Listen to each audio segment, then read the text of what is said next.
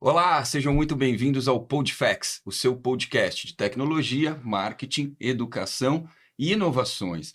E hoje é um dia muito especial. Eu, Thiago Stefano, sou CEO e fundador da Phoenix Systems, que é a realizadora desse programa. Estamos aqui recebendo uma pessoa muito especial, William Borghetti, que é especialista em neurocomunicação. Olha que tema bacana, mas antes de chamar o William, eu vou apresentar aqui a minha companheira de mesa, pela segunda vez consecutiva, ela que dirige esse programa, a jornalista que não anda, desfila, Stella Jordi. Muito obrigada, Thiago Stefano. É um prazer, uma honra estar aqui na terceira edição do PodFacts, o segundo que eu participo aqui na mesa, e falando sobre neurociência, sobre tecnologia, que são dois temas que andam juntos, não tem como falar de tecnologia sem falar de neurociência, então... William Borghetti, muito legal te receber aqui no PodFacts. Muito obrigado. Seja bem-vindo, William Borghetti. A gente gostaria muito que você falasse um pouquinho sobre você nessa abertura e depois a gente vai entrar nesse tema que é tão sensível na vida de todo mundo. Muito bom. Obrigado pela oportunidade, né? É sempre bom. Eu gosto muito de falar sobre a tecnologia, porque inclusive nós fizemos lá no evento a entrevista e no final das contas a tecnologia serve para servir o humano. Então, tecnologia tem que entender de comportamento. Eu estou no programa de mestrado lá da UFABC e o meu curso de neurociência é no pool de computação. Não é de saúde, não é biológica, é computação. Né? Então é muito importante essa conexão entre cérebro e tecnologia, então vai ser um papo bem legal. Sem dúvida. Legal. Bom, o William Borghetti, que esteve com a gente, né, Stella, no último Facts Experience, o Facts de número 2, ele que nos deu a honra e o prazer da sua presença lá, deu entrevista para você também, uma entrevista maravilhosa que vai ao ar essa semana mesmo, ainda, no né? Viver e Empreender TV. Que bacana, bom. Que bacana. E o William, além disso, a gente tem muito a agradecer porque ele se engajou na divulgação do Facts Experience. Eu não conhecia o William pessoalmente, né? Conhecia de nome, pela fama, etc. Agora, eu já até comentei com ele não sai do meu feed, né? O algoritmo do Instagram tá trazendo ele toda hora ali com conteúdo excepcional. E ele nos ajudou muito, ele engajou e o fato do Facts Experience estar lotado, né? Ter toda aquela comunhão ali de pessoas, de alunos da FATEC, se deve também ao engajamento de William Borghetti. Muito obrigado por isso, William. Muito obrigada. Uma pessoa que tem muito a dizer sobre neurociência. Vamos começar esse bate-papo, então? Vamos lá. William, conta pra gente um pouquinho da sua trajetória. Como é que você se apaixonou por essa área?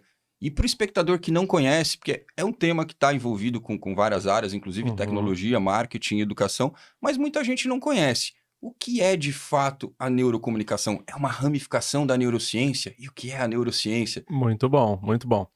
Cara, a neurociência ela tem uma característica bem interessante que é assim, ela é o que nós chamamos de ciência meio. Ou seja, de todas as pessoas que estudam neurociência, uma porcentagem muito pequena, eu assim, para chutar alto, 5%, vai, tá na neurociência, tá lá no microscópio olhando um neurônio, tá ali fazendo a coisa diretamente no cérebro ali.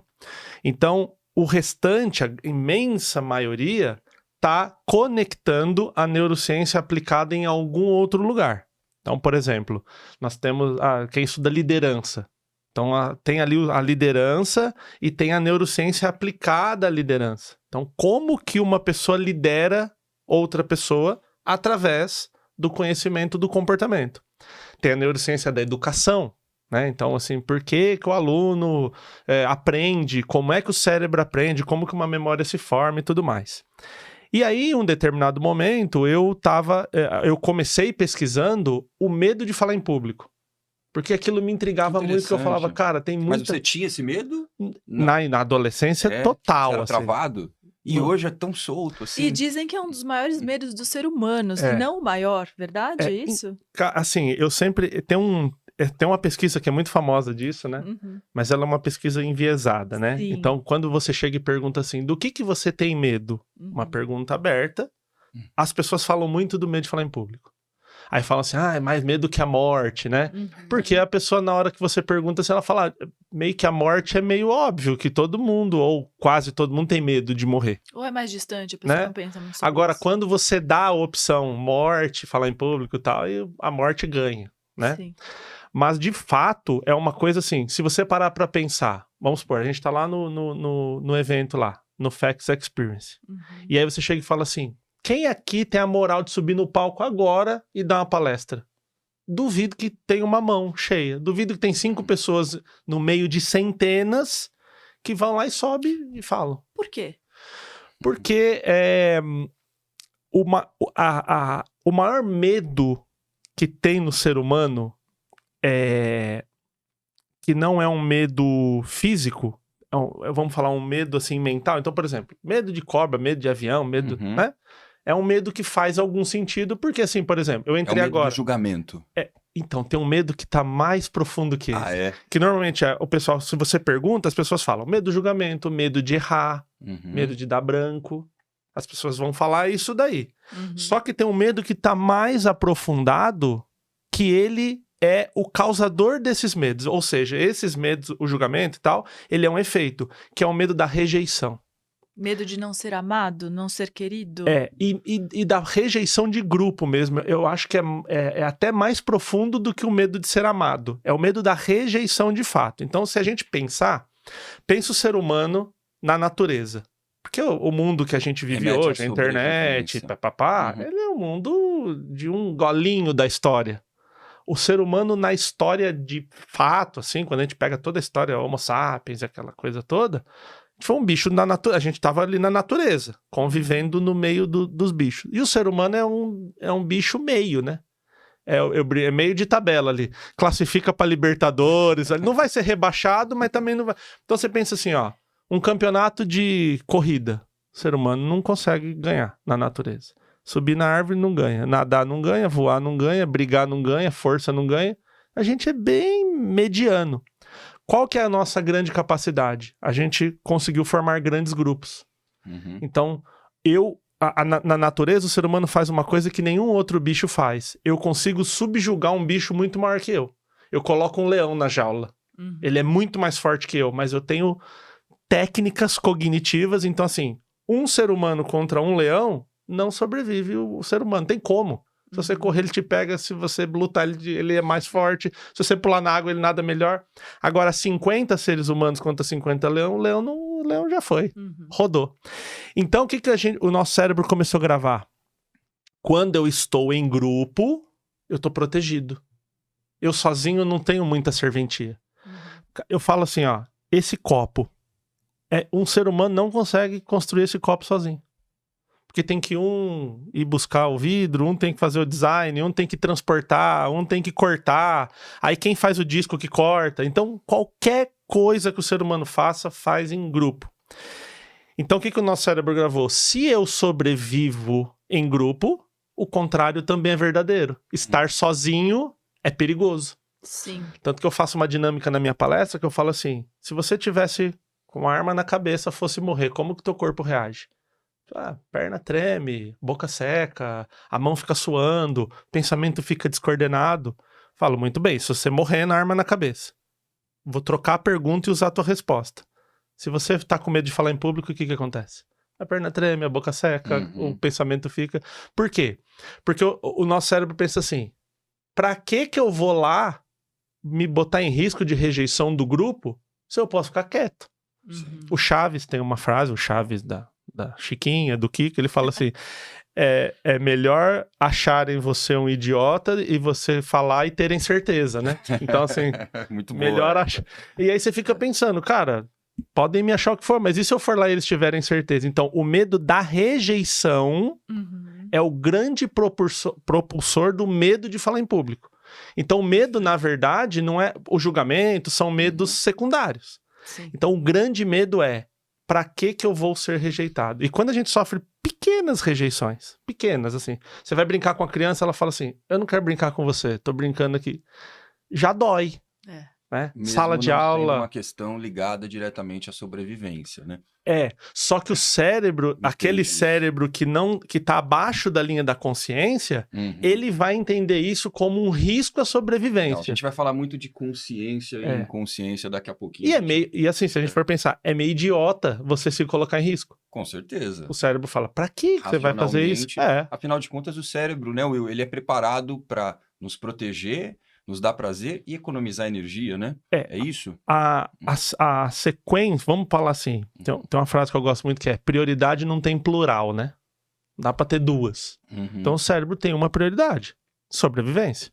Então, por exemplo, nós só estamos aqui batendo um papo agradável e sorrindo e conversando e pensando o que a gente vai falar, porque nós estamos num ambiente agradável e um ambiente seguro. Controlado. Exatamente. Então vamos supor ali a Darcy, a nossa diretora, fala assim, vou zoar esses caras, vou meter o ar-condicionado em 50 graus. Vai chegar um momento que o corpo vai falar, meu, tá zoado aqui, tá muito quente, já vai zoar a própria, a concatenação de ideias já vai ficar ruim. O ambiente muda você com muito. fome, por exemplo, Sim. Você muda o teu estado de humor. Então assim, o cérebro fala, mano, não vai esquece pensar, agora você tem que comer, agora você tem que ir ao banheiro, agora você tem que sair desse ambiente quente. Então sobreviver para o cérebro é a parte mais importante.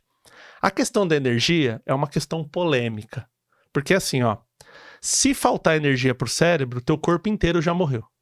O cérebro é um bebê mimado, então ele fala assim, mas tem que pôr energia no rim e no cérebro. O cérebro fala, o rim vai ver depois. Não é prioridade. Pra você ter uma ideia, o cérebro ele ocupa mais ou menos 2% do peso do nosso corpo. 2%. E ele consome 25% da energia. Olha só. Então, raciocinar gasta muita energia. Só que, o que talvez a massa não entenda, não vai faltar energia pro cérebro. É como se o cérebro ele tem um processo de redundância. Né?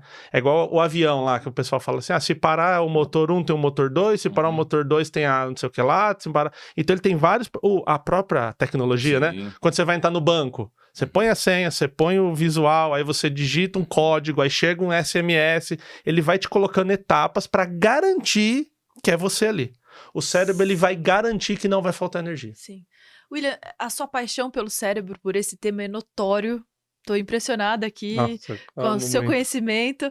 Agora, em que momento você decidiu transformar essa paixão em profissão, né, Thiago? Essa é uma grande questão aqui pra gente. Que não só nós, como a comunidade de seguidores que o William tem, que é impressionante gigante. O crescimento dele hoje nas redes sociais. Verdade. Né? Todos querem saber. Conte a nós, por favor, William. Então, assim, basicamente eu comecei estudando o medo de falar em público, e aí eu comecei a perceber que as pessoas que têm medo de falar em público adultas, elas não desenvolveram esse medo adulta. Então eu falei assim, nossa, eu era uma criança que falava com todo mundo, e um adolescente desenrolado, e conversava e tal. E aí chegou com 40, ficou com medo. Travei. Eu nunca vi esse caso. Normalmente, pessoas adultas que têm medo eram adolescentes que tinham medo e eram crianças que tinham medo. Então, normalmente, esse medo vai sendo levado, a pessoa vai criando... a gente chama na neurociência de esquiva, igual no boxe mesmo. Então você tem que falar, aí você fala assim, minha avó tem exame hoje. Aí tem que apresentar o trabalho, você segura a cartolina. Então o seu cérebro vai falando, bom, tá dando certo essa esquiva, eu tô me esquivando. Até um dia que você tem que fazer uma entrevista de emprego e não tem uma desculpa. É porque o cérebro sempre busca o conforto, a gente pode dizer isso. Ou ele vai buscar evitar um problema, ele se projeta pro futuro. E como eu falei, como é um medo de ser rejeitado, ele pensa assim, pra que eu vou lá passar vergonha na entrevista de emprego se eu tenho a opção de não ir?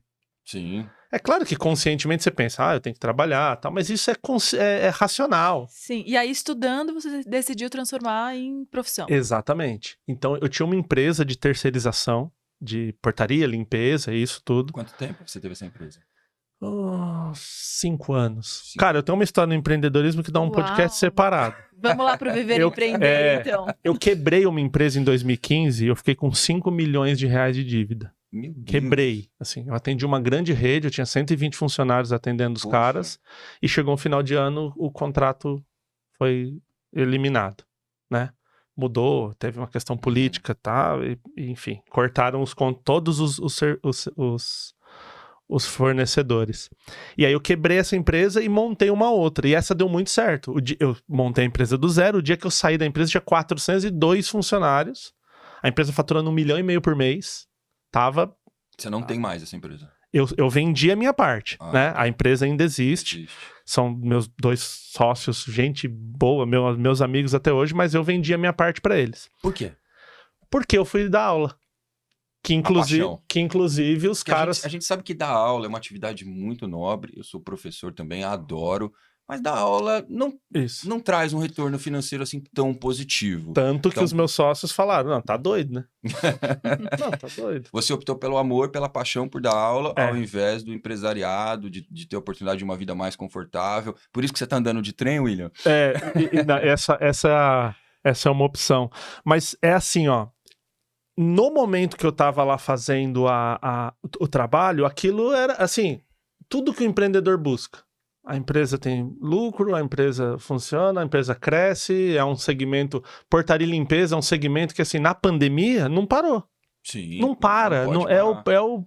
Se o prédio fala assim, para tudo. Mas o porteiro, como é que você tira o porteiro e a limpeza? Fiquei muito curioso agora, Estela, sobre ele falar desse momento empreendedor dele, de ter quebrado uma empresa. Eu acho que é muito importante para o espectador, principalmente para aqueles que sonham, né, em empreender um dia, querem entender um pouco mais, estão aqui assistindo para conhecer um pouquinho desse ramo tão interessante da neurociência, que é a neurocomunicação. Eu queria fazer uma pergunta para o William.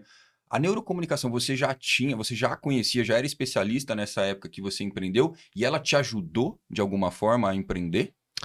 Essa é uma história muito boa, porque nesse momento de empreender, de ir fazer o trabalho, então eu estava lá na empresa, aí eu comecei a dar aula na Mauá, no Instituto Mauá de Tecnologia, na Engenharia Mauá, né? Que todo mundo acha que é Mauá, mas é em São Caetano. Que é em São Caetano, exato. Todo mundo fala, eu conheço. Recentemente. É em São Caetano, porque é no bairro Mauá. Inclusive, a Mauá é mais antiga que a cidade de Mauá. Olha só.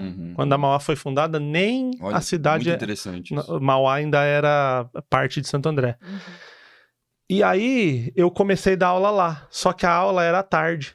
Então, não tinha como eu trabalhar na empresa, porque eu falei, vou largar meus sócios. Falar, cuida aí da empresa, eu vou lá fazer um projeto pessoal. E aí, eu acabei indo. Aí, foi quando eu saí da empresa. Eu vendi minha parte. Que ano? Vamos fazer uma timeline aqui. Isso. Eu, como jornalista, gosto de colocar datas. Então, assim, eu quebrei a empresa em 2015. Aí, formei essa empresa ali por volta de 2015, mais ou menos. 2014, na verdade. No final de 2014. Então, a empresa foi em 2015. Fiquei lá até 2019. 2019 eu saí e fui me dedicar à palestra, a dar aula. Inclusive, a Mauá foi a primeira grande oportunidade. Eu fazia pequenos eventos, mas na Mauá era uma oportunidade maior. Isso em 2019. Isso me custou um casamento. Puxa vida. Quando eu falei pra minha esposa, falei, tô saindo, vou dar aula, assim, custou um casamento. É mesmo. Mas eu tava muito decidido. E a neurocomunicação é uma coisa interessante que, assim, é um nome meio óbvio, né? Se eu estudo neurociência e tô falando de comunicação, neurocomunicação. Só que aí eu fui comprar eu fui ver o registro estava liberado. Tanto que o neurocomunicação.com e o neurocomunicação.com.br são meus. Eu tenho esses domínios. O @neurocomunicação no YouTube é a minha página. Então, se você colocar lá, youtube.com/neurocomunicação é a minha página. É tão óbvio que ninguém nunca procurou antes. Porque, assim, é o óbvio que precisa ser dito e usado, na verdade. E aí eu sempre falei assim, muitas vezes quando você vai estudar comunicação, você cai na oratória. Sim. E legal. Cara, oratória, eu fui aluno do Reinaldo Polito. A oratória é uma ciência linda, maravilhosa. Só que a oratória tem uma questão, e não é um problema, não é um defeito, que ela pressupõe que você tá no palco. Então a Estela vai lá, manda bem, palestra, fala, dá entrevista, dá show. Se você vai fazer um curso lá com o Reinaldo Polito, por exemplo, o que o Polito vai fazer? Um ajuste. Estela, melhora aqui essa mão, melhora esse tom. Tiago sobe lá, dá aula, palestrante e tal. Pô, ajuste. O Tiago, sobe aqui, ó, faz um tom mais assim, faz assim. Só que tudo isso a gente tá falando de pessoas que já estão no palco, já estão em frente à câmera. Eu queria o bastidor, aquele que faz xixi na calça, cara. quando vai subir num palco. Aí eu falei, por que tem uma questão emocional aí? Foi aí que me levou pro neuro, né? A questão, por que uma pessoa tem medo? Por que uma pessoa tem branco? Aí que você começou a estudar, de fato, profundamente. Exatamente, o neuro. E aí eu falei, neurocomunicação. Só que então, neurocomunicação não eu tenho assim, uma coisa a gente na ciência a gente aprende, né? Não é que não tem, eu não conheço. É diferente, né? Eu falo assim, não tem ninguém falando de neurocomunicação num planeta Terra, não tenho como falar isso, mas até então eu não conhecia. Tanto que eu consegui comprar os domínios, consegui todas essas coisas. Então, nesse momento, entender como que o cérebro age quando eu estou falando e, principalmente, como é que o cérebro age de quem está ouvindo. Então, nesse momento, vocês estão tendo alterações neuronais ao me ouvir. E quando vocês falam, eu tenho também. Pro bem e pro mal. Não é só quem fala bem, né? Então, se eu falar alguma coisa que vocês discordem, o cérebro vai ter alteração. Então, a cada momento, a gente está tendo isso. E se você vai a fundo nas questões, a gente sempre cai na comunicação. Tem um projeto da PMI, que é uma grande associação do mundo de projetos, chegaram para líderes do mundo todo e fizeram uma seguinte pergunta, bem aberta. Por que um projeto dá errado? Tipo assim, responda o que quiser. Falta de comunicação. 73% responderam isso. E por que os relacionamentos não dão certo? Comunicação. Também. Expectativa. Alguns aí me parece que dão errado porque a pessoa desiste do empreendedorismo e vai dar aula, né, William? que eu empreendo mais, viu? Era um casamento de porque quantos agora anos que você perdeu? Eram 12 anos de relacionamento, 7 namorando e 5 casados. Que assim, não teve conversa. Não, cara, porque é interessante porque muitas vezes a gente tem a mágoa de quem ficou, né? Eu falo que, assim, 50% de não ter dado certo, entre muitas aspas, porque funcionou por muito tempo, é minha. Só é uma desconexão de prioridade. Então, assim, e se você pensar, nós somos sócios. Eu falo assim, Thiago, vamos lá arrebentar, vamos abrir filial no mundo todo e tal. E você fala assim, cara, não, eu queria um negócio mais centralizado aqui no ABC. Todo mundo tá certo, mas são prioridades diferentes. E aí, se a gente pensar na física, cada um puxando para um lado. Para onde a gente vai? Fica parado. Porque são forças opostas, então a gente vai ficar parado. Então, todo mundo tá certo. Quem quer ficar no CLT, trabalhando 13º, maravilhoso. Quem é louco, vende as coisas, empreende, tá todo mundo certo. Só que esses dois, juntos, a chance é dar errado. Por isso que empreender não é pra todo mundo, né? Não. Agora, voltando à adolescência, vamos voltar pra timeline aqui. Você decidiu, então, trabalhar com adolescentes justamente por conta dessa dor que não foi curada e que as pessoas costumam carregar até a fase adulta. Muito específico do medo de falar em público. Então, eu comecei nas escolas públicas em Mauá, comecei a conversar com diretores e falar assim, olha, eu tenho um projeto, eu queria entender de onde vem o medo, porque a escola me dava laboratório, né? Eu poderia conversar com várias crianças, vários adolescentes ali, e a escola pública, normalmente, assim, falta muita coisa, então quando você oferece um trabalho desse nas escolas públicas, os diretores adoram, né? Sim. E aí eu comecei a conviver na escola pública. Eu comecei a ir para a escola pública e conversar e entender essas demandas. Só que aí eu descobri um mundo que ia muito além do medo de falar. Então era o medo de apresentar lá o trabalho, era o medo de conversar com os pais, eram as questões da adolescência, sexualidade, droga, grupo, rejeição, e aí começou a ampliar o mundo. E aí eu vi a neurociência assim, nossa!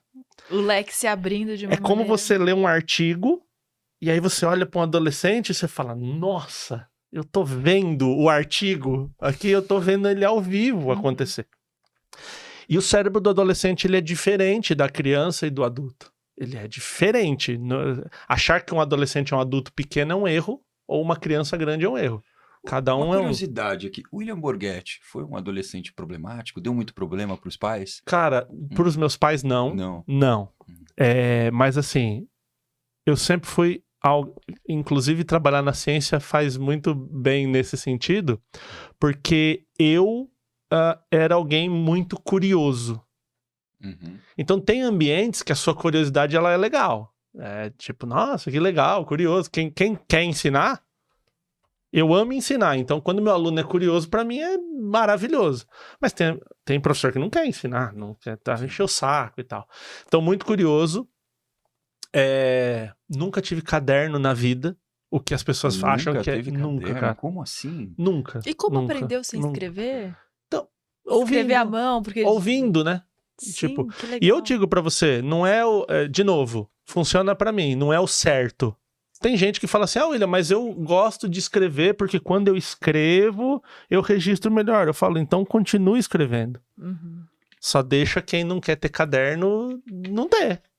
O importante você vai ser submetido a um teste. Você vai fazer uma prova. Sim. Se você tá dando resultado, maravilhoso. Então, assim, eu não fui problemático, assim, de briga, de não sei o quê. Você foi um cara tranquilo? Sempre. Só que assim, mano, falando virado na peste...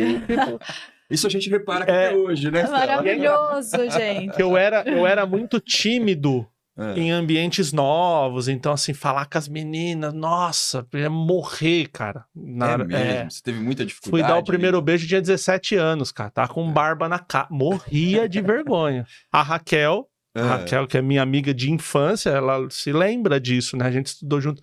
Nossa, queria morrer, era... Aliás, vamos mandar um beijo aqui para as irmãs Raquel e Regina, que ajudaram, trabalharam no FX Experience com a gente. E o William tá fazendo revelações aqui da vida do adolescente. Muito saboroso. E fez essa conexão com a gente. Então era muito tímido, mas no ambiente que estava mais próximo dos amigos ali, sempre foi bacana. Então eu gostava muito de piar, gostava muito de fazer brincadeira, essa coisa toda, né? Mas assim, não dei trabalho no sentido... briga, clássico. Delegacia, droga. Eu não bebo álcool, nada, zero. Nem champanhe no ano novo, né, cara? Droga, eu toquei na noite 10 anos. Tocou na noite? Como assim? Metaleiro, tocando rock, toco bateria. Toco bateria. Que bacana. Ainda toca? Assim, tem banda? Não. Já tô velho, cansei. E bateria cansa, cara. Porque o guitarrista bota a guitarrinha dele na sacola e vai embora. Bater tem que desmontar. Tem que carregar tudo. Tô muito velho pra isso aí. Mas, por exemplo, eu toquei na noite, eu comecei a tocar, tocava no Lollapalooza aqui em Santo André, tinha 14 anos, cara. Pensa hoje, 14 anos, mano.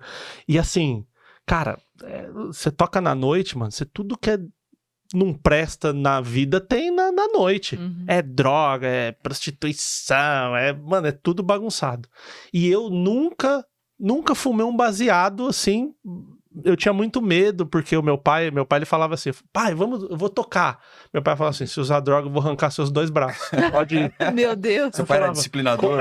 Muito. Radical. A neurocomunicação dele era bem direta. Era bem violenta, eu diria. O meu pai, ele tem uma frase que diz assim, eu só sei falar com a mão.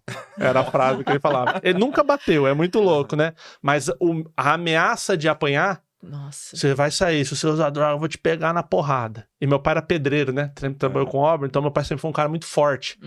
Ele saía, 3 sacos de cimento nas costas, arrastando. Já vi meu pai brigar, né? Então ele quebrava tudo, ele era bom de porrada. E eu falava, eu que não quero entrar nessa... Havia um respeito. Total. Agora eu quero pegar um gancho. Aparentemente, então, você é uma pessoa que gosta de estar em grupo. E a tecnologia me preocupa bastante nesse sentido, né, Thiago? Verdade, porque a tecnologia, ela isola a pessoa. Ela, ao mesmo tempo que você tem a sensação de estar em grupo e de estar se comunicando com muita gente, de fato está, você esquece que você é ser humano muitas vezes. Você esquece o seu próprio corpo. Você é só mente ali, você é só discurso. E como é que fica o cérebro do adolescente que se isola pra falar num TikTok, pra falar no Instagram, pra usar as redes sociais, enfim. Até porque há uma diferença muito grande de socialização entre a socialização virtual e real, né? Exatamente. E aí a plasticidade do cérebro deve mudar nesse sentido. E aí você, como um cientista, eu quero saber qual é a diferença daqui pra frente. Os cérebros estão mudando? Com a mais absoluta certeza estão mudando. E tem um ponto que é assim, a nossa geração... Eu imagino que vocês dois e eu, nós nascemos num mundo onde já tinha geladeira, por exemplo. Imagina hoje tirar a geladeira da tua vida. Porque a gente não dá muito valor, né? A gente chega em casa, tem uma geladeira. E se você for na minha casa, tem geladeira. Se você for visitar um amigo, tem geladeira. Então, geladeiras sempre estiveram aqui. Luz, você chegar num ambiente e apertar um botão. Sempre teve. Então, assim, ó, nós nascemos nesse ambiente. Recentemente, aqui em São Paulo, acabou a luz, deu 2 semanas. Algumas vezes. Acabou a luz, você olha pro teto e você não sabe viver sem luz. E quem sou eu? Exatamente. Então, a gente começa a entender isso daí.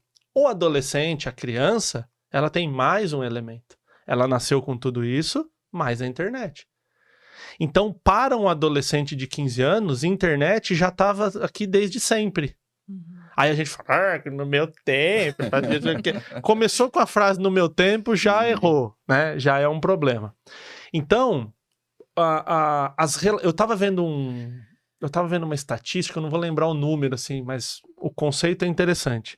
Em 1930, então quase 100 anos, 90% dos casamentos se davam por questões de família. Então, famílias que se conheciam, aí as pessoas se conheciam através da família, arranjados. Casamento arranjado. Você não vai falar que né? 90% agora é no Tinder.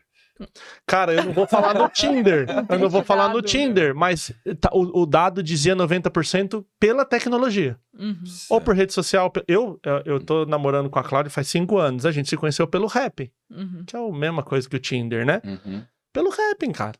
Tava lá rodando, vi e falei assim, essa loira aqui é legal, hein? Aí apertei o botão, aí deu o match. Falei, não sei o que ela viu, mas vamos lá, né? E a gente tem uma história muito engraçada que, assim, ela não respondeu quando eu não sei se vocês chegaram a utilizar ou conhecem a sistemática, né? A sistemática. Mas, assim, uma pessoa dá o like, aí a plataforma guarda a informação. Se o outro também der o like, vocês vão para um bate-papo, para um chat. Se conectam. E aí eu falei, oi, tudo bem, né? Ela não respondeu. Aí ela não respondeu. Aí você falou, não é pra Eu mim. falei, e aí? Não, abusado. Sou feio, mas sou abusado. Falei, Você não. encarou a possibilidade de rejeição. Eu falei, não, mano, na ideia aqui, na cara eu não disputo, mas na ideia. E comecei a chamar. Aí todo dia, cara, eu falava assim, ó, Todo eu vou dia? te mandar bom dia até o dia que você me responder.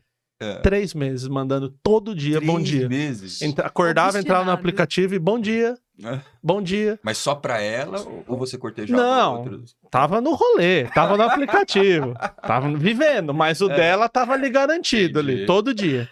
Aí um dia ela falou assim pra mim, mano, você é chato, hein? Escreveu assim, que cara chato e tal. Eu falei, eu sou chato, você é mal educado. Você não sabe brincar aqui? Aqui quando se você não quer falar comigo, sai fora daqui. Agora, você me aceita no negócio e não brinca? Aí ela falou assim, você tem 5 minutos pra provar que eu não tenho que te bloquear. Pediu um pitch ali pra você. Aí eu falei pra ela, tô no The Voice. Gostei dela. Gostei Falei, tô no dela. The Voice, vou cantar pra ver Um se beijo pra você, maravilhosa. Quero te Beijo, conhecer. Cláudia. pra ver se você vira cadeira, é isso mesmo, né? Aí ela falou, aí eu comecei a falar com ela. E tal, aí acabou, deixou eu falar, ela se lascou, né? Você fez dos seus 5 minutos. Aí eu peguei período toda a neurocomunicação e falei, William, agora deixa eu te trazer agora de é volta hora. pra minha pergunta. O que muda no cérebro, então, Isso. com toda a tecnologia? E obrigado por me trazer pra pergunta, porque eu normalmente eu saio dela. Então, assim, pro adolescente, por exemplo, esse é um exemplo que as relações amorosas, elas têm acontecido muito no virtual. Quando nós, que vivemos em um mundo que não tinha, olhamos para isso, a gente fala assim, caramba, e a festinha? E a balada? E o conhecer? Isso aí mudou. Sim. Do mesmo jeito que lá tinha o casamento arranjado, essas coisas. E se alguém de 100 anos olhasse para nossa geração, ia falar assim, o mundo tá perdido. Cadê as famílias que cortejam lá, aquele negócio? Então tá mudando.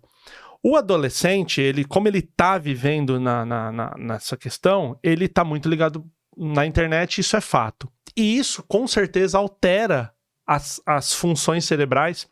Inclusive, tem uma ciência chamada epigenética, que a epigenética é o quê? Você tem uma genética de fábrica e você tem uma vivência ambiental, as coisas que estão acontecendo. É como se a genética fosse um livro e o ambiente fosse um post-it. Então ele vai colocando anotações ali, naquele teu livro. Quando você tem um filho, vai pegar o livro cheio de post-it de um e o livro cheio de post-it de outro e juntar. Então, olha a responsabilidade. Você vai tendo alterações. Então, assim, é fato, a gente não vai voltar à tecnologia, brigar com a tecnologia em vão. Em vão. Então, assim, professor, mas o aluno usa o ChatGPT, eu falo assim, e vai usar cada vez mais. Ainda é o ChatGPT, daqui a pouco é um negócio aqui que ele faz assim, no espaço, ele não dá pra brigar. A criança já nasce fazendo assim, com o dedo, uma pinça, né? Já sabe. Você vê criança de 2, 3 anos mexendo no YouTube, ela não sabe ler. Ela não sabe ler, ela não sabe o que está escrito ali. E ela encontra Eu tudo. ouso dizer que a minha filha aprendeu a ler na pandemia, sem aula, com o YouTube, aprendendo a escrever no controle remoto. Pois Vocês acreditam? É isso. Os famosos nativos digitais. Exatamente. Então, assim, tem as alterações, só que o que é importante também é dizer, a geração que é pai desses adolescentes precisa sempre induzir... estimular o contato social que não seja através da internet. Quanto mais tempo de tela, menos contato social físico. Exatamente, né? Exatamente. Então, se você... A minha namorada tem uma filha vai fazer 15 anos semana que vem, a Larissa. E a Larissa, tipo, é a melhor cientista que eu conheço. Assim. É mesmo? Ela tem um amor pela dúvida, pelo conhecimento, então ela fala assim pra mim, por que acontece isso? Aí a Cláudia fala, lá vem o Zé Palestrinha. Eu começo a explicar pra Larissa, vamos assistir um vídeo, vamos fazer aqui e você convive com a Larissa desde que idade? Desde os 9. Olha que privilégio dela. Cara, é sensacional, também, assim. Né? E é muito legal que ela tem um pai muito presente. Sim. Então eu não tenho que ser pai dela. Eu sou um amigo, eu sou um cara ali, cara que dá um BOzinho ali, ela fala pra mim, deu um negócio na nota aqui, minha mãe vai brigar comigo, eu falo, vamos estudar aqui então, que aí depois a gente fala, deu um problema na nota, mas já estudamos, já resolvemos e tal. E um dia a gente tava na praia, nós 3, num quarto à noite, e aí a gente no celular, cada um no seu celular.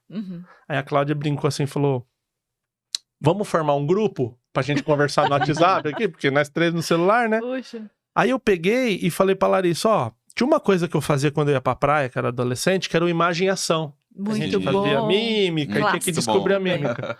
Cara, a Cláudia e a Larissa ficamos 3 horas absolutamente fora do celular, brincando de imagem e ação de mímica. Que delícia. E ela pirou, assim. Você acha, pegando esse gancho, você acha que a gente precisa ter uma etiqueta digital hoje em dia? Momentos offline de fato ou não? Porque existe uma corrente offline muito grande, inclusive os jovens estão postando muito menos no feed, por exemplo. Eu fiz uma matéria lá do Feed Zero pra Globo lá do Rio, que é essa tendência do adolescente não colocar mais foto no feed. Porque é cafona pra eles, super exposição. Não te deixa mudar de opinião.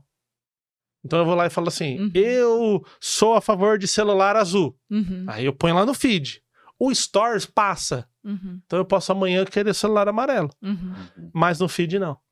Então eles já estão se ligando. Mas por que a geração muito nova, é até pra frente da Z, já é a Alpha que tá fazendo isso. Sim. Porque eles viram o Z estumbrando de conteúdo. Então, assim, eu tô comendo, eu tô tomando água, eu tô aqui, eu tô viajando. Show, É um reality show. 1984. Exatamente. Então, eles tiraram o pé um pouco, mas pra você ver que é cíclico. E provavelmente a próxima geração vai aumentar. Excelente. Porque, tipo, a geração... esses aí não postaram nada. Então, é sempre uma antítese. E a gente acha os nossos pais ultrapassados na ideia. E os adolescentes acham nós ultrapassados. E aí uma tendência, né?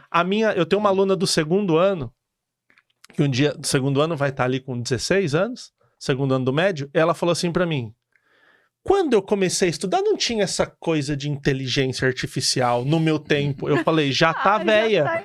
Falei pra ela, já tá véia, já tá falando no meu tempo. Por quê? Ela tem inteligência artificial no ensino médio. Ela falou, eu tive que fazer todo o fundamental 100. Eu falo, cara, já tá tecnologia. Com 16 anos. Pois é. Bom, agora eu queria pegar o gancho, Estela, o William falou sobre inteligência artificial, falar sobre revoluções tecnológicas, aproveitar esse momento. Sim. Ele que teve, né, novamente lá no Facts Experience, E, inclusive, lá no FACS houve um movimento muito forte pedindo o William Borghetti como palestrante do FACS 3. Eu voto no sim. Você vota no sim? Agradecer quem fez a campanha. Ali está fazendo o sinalzinho também, que também quer o William Borghetti no FACS 3. Então, assim, falta definir a data, o local do evento, muitos convites, né? Um abraço para o pessoal da FATEC Mauá, que nos ajudou a promover esse evento, abriu o espaço lá no auditório. Como o William colocou bem um termo que ele usa e deve registrá-lo, Massachusetts. Então, a querida Massachusetts. Tá vendo? E houveram muitas postagens pedindo o William Borghetti lá. Eu tenho falado muito sobre revoluções tecnológicas. No FACS 1, falei sobre inteligência artificial. Lá no Instituto Fênix, a gente tem cursos voltados à inteligência artificial, cursos 100% gratuitos. Tenho falado agora sobre computação quântica. Quero falar no próximo, vou dar aqui o spoiler, sobre computação por DNA. Né? Uau! Quero ter o prazer de estar palestrando ao lado, não só mais de Stella Jordi, que não anda, desfila, como também de William Borghetti, trazendo todo esse conteúdo excepcional e profundo. E a minha pergunta é sobre isso. Tem um neurocientista, que eu admiro ele há muito tempo, o nome dele é Miguel Nicoleles. Aliás, queria mandar um abraço para ele e convidá-lo, né, Stella, para estar aqui com a gente no PodFacts também. Miguel Nicoleles é um... Ele me responde no Insta, tá? Ele te responde no Insta. Vou pegar esse corte aqui e mandar pra ele. Marca nosso arroba lá, não, pra mim o Nicoleles é o ápice do Brasil, né? Exatamente. Sim. Então é um neurocientista fantástico, que é muito famoso e tem um trabalho reconhecido mundo afora. Aqui no Brasil a gente tem um pouquinho mais de dificuldade de reconhecer os nossos verdadeiros talentos. Como tudo, né? Como tudo. Então, queria aproveitar e fazer esse gancho e trazer o Miguel Nicoleles para essa conversa também. E o Miguel Nicoleles, ele na verdade se opõe um pouco em relação à inteligência artificial. Né? Que não é inteligência e nem artificial. Exatamente. Então eu queria saber a sua opinião sobre isso. Cara, assim, eu não vou nem me meter a discordar do Nicoleles, né? Porque, assim, tem uma ciência que eu gosto muito, que é a etimologia. Né? Por que as palavras têm esse nome? Por que as coisas tem o nome que tem, porque isso facilita pra gente entender o conceito. E a raiz de tudo. Exatamente. Então, se eu sei, né, o que é... Por exemplo, radical, que muitas vezes é uma palavra pejorativa, radical vem de raiz. Ou seja, se você se aprofunda em algo, você é radical, né? Então, tem uma conotação diferente do que é conhecido. Comunicação vem de comunicatio, que significa tornar comum. Então, quem se comunica bem é aquele que torna comum o que está pensando. O acesso a todos, né? Que todos te compreendam. Perfeito. Que, aliás, comunicação vem de comum, que vem de comunidade, né? Que vem de comunismo, que é uma palavra que está dando briga política, mas se a gente for entender assim, o que quer dizer a coisa que todo mundo é igual, então é comum. É o a comunicação, né, vem desse mesmo lugar. Inteligência vem de interlegere, que seria a leitura do lado de dentro. Então, quem é inteligente? Aquele que vê um ambiente, lê e toma as melhores decisões. Então, quanto mais eu ler o ambiente, entender e tomar melhores decisões, mais inteligente eu sou. Só que a gente tem que considerar, e o Nicoleles bate muito nessa tecla, que o cérebro ele não é binário. Ele não é uma opção 1 ou 2. Ele é analógico. Tanto que às vezes o pessoal me pergunta, ele tem lá o HD do computador, eu vou colocando coisa, uma hora acaba. Você tem que comprar lá uma nuvem, 1 tera, um negócio. O cérebro chega um momento que acaba? Não, porque ele não trabalha binário. Ele vai criando novas redes e ele vai minimizando redes que não são utilizadas. Ele otimiza isso o tempo todo durante o dia que você nasceu, que você foi concebido, até o dia que você morreu, ele vai ficar fazendo isso. Então, o fato de não ser binário, né, não dá para... É uma outra formatação. Então, quando fala da inteligência, a máquina, a gente não sabe onde isso vai chegar. Segundo o Nicoleles, não tem como fazer. E eu acredito nele. Mas assim, a máquina ela vai fazer aquilo na qual ela foi programada. Tanto que na nossa entrevista lá, no FACS Experience, eu falei muito isso. Às vezes a gente tem muito medo da tecnologia, mas a gente tem que pensar assim, quanto de tecnologia tem no mundo que facilita a nossa vida? Para liberar o espaço para o cérebro funcionar. Exatamente. Então, assim, para a gente ter a essência humana, a máquina faz o que é repetitivo. Que são os tal dos soft skills que se diz hoje. Exatamente, né? Exatamente. Então, por exemplo, tem um cara, eu não vou lembrar o nome dele, mas se vocês colocarem assim no Google ou no YouTube, né? TEDx, máquina de lavar. Então tem um cara, eu acho que até que ele é neurocientista, ele fala alguma coisa, ou é psicólogo, fala alguma coisa sobre comportamento. Ele diz que ele teve uma criação melhor que a dos pais e ele acredita isso à máquina de lavar. Porque a mãe dele levava muito tempo lavando... A avó, né? A avó lavava a roupa na pedra, no rio, e levava muito tempo. Quando a mãe dele teve uma máquina de lavar, ela teve tempo para criar ele. E aí ensinou ele a ler dentro de casa e tudo mais. Ele é sueco, né? Uma outra cultura. Então eu vejo que a tecnologia ela vem para nos apoiar. Se você chegar agora no chat GPT e escrever assim, qual o sentido da vida? Ele não sabe a resposta. O que ele vai fazer? Segundo isso, segundo aquilo, segundo humanos, é esse o sentido. Então as respostas que nós não temos, a máquina também não tem. E de novo, onde isso vai chegar? Não sei, né? Mas o próprio Nicoleles diz essa coisa da inteligência. Então, essa nossa capacidade de humana, isso é incrível, assim, aí volta na neuroplasticidade. Nós temos uma capacidade de se adaptar a coisas que a gente nunca viu. Um grande exemplo na nossa vivência, pandemia. Sim. Estamos trabalhando, vivendo, normal, daqui a pouco ninguém pode sair de casa. Aí a gente pegava o elevador com o cotovelo, passava álcool na batatinha, o motoboy jogava debaixo da porta, aquela coisa assim. Mano, absurdo. Absurdo 1, 2 meses. No terceiro mês, quando a gente falou assim, cara, isso não vai voltar tão rápido. Vamos aprender a fazer no Zoom a aula, vamos aprender isso, vamos aprender aquilo. E aí a gente foi se adaptando. A gente vai se adaptando, né, William? E a máquina, se ela não tem a programação, chega um lugar que ela fala, eu não sei o que fazer. Mesmo com uma máquina, que a gente chama, né, dentro da inteligência artificial, de machine learning, que são algoritmos preparados para aprender. E realmente o Nicoleles questiona isso, mas eu queria pegar mais um gancho do Nicoleles, e aliás... Até para quem não conhece o Nicoleles... Porra, conheça, muito. Assim. Conheça. Ele foi o grande responsável por um projeto do pontapé inicial da Copa de 2014 no Brasil por um tetraplégico. Exatamente. Incrível, um projeto que foi premiado mundo afora. E era um robô ativado pelo pensamento. Ele andava, até sentia a grama. Exatamente. O Nicoleles é gênio. Incrível, enfim, reconhecido no mundo inteiro. E o Nicoleles fala mais uma coisa que eu acho que é importante aqui comentar contigo, pegando o seu gancho aí dessa binarização do ser humano por causa da tecnologia, a arquitetura de von Neumann, que veio desde a década de 40. Todos os dispositivos digitais são binários, né? Ligado ou desligado, verdadeiro ou falso. Enfim, há essa questão da binarização. Então o ser humano entende as coisas por dois lados. E ainda, né, dando uma sequência aqui à pergunta, há um emborrecimento, entre aspas, da questão do cérebro ou uma falta de desenvolvimento cognitivo por causa da tecnologia, porque a tecnologia está suprindo coisas que eram realizadas por nós, como GPS, decorar números de telefone, cálculos, e a inteligência artificial está trazendo uma forma de substituir muitas outras coisas, como a produção de texto, edição de vídeo, tantas outras coisas que o humano fazia e agora a máquina passa a fazer. Como é que fica o cérebro nisso? Cara, eu vou dar até uma opinião, pode ser até polêmica, assim, mas eu não acredito que faça mal. É mesmo? É.